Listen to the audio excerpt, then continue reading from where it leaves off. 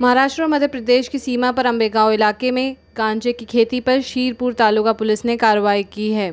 इस जगह से भारी मात्रा में गांजा बरामद किया जा रहा है और जानकारी सामने आई है कि मक्के की फसल की आड़ में गांजे की खेती की गई है।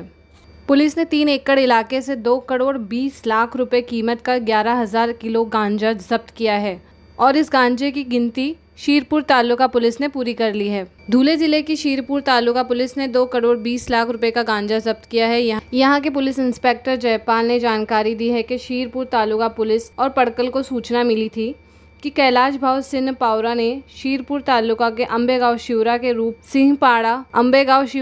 रूप सिंहपाड़ा में 3 एकड़ क्षेत्र में गांजा की खेती की है, जिसके आधार पर ये कार्रवाई की गई है। माननीय पोलीस अधीक्षक श्रीकांत धिवरे सर यांना गोपनीय माहिती मिळाली होती की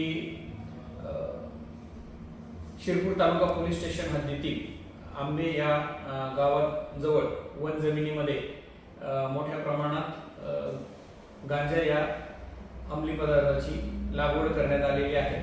त्याच्यावरती कारवाई करण्याच्या संबंधाने स्थानिक गुन्हे शाखेच्या टीमला आणि पोलीस स्टेशनच्या टीमला संयुक्त कारवाई करण्याचे आदेश काल दिनांक 8/2/25 रोजी माननीय पोलीस अधीक्षक सो यांनी दिले होते।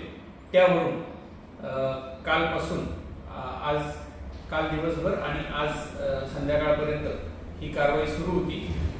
सदर कारवाईमध्ये जो सदरची वन जमीन कसत होता कैलास पावरा राहणार आंबे हा घटनास्थळावरून फरार झाला आहे आणि एकूण 11,000 किलो गांजा या वनस्पतीला आम्ही जप्त केलेला आहे।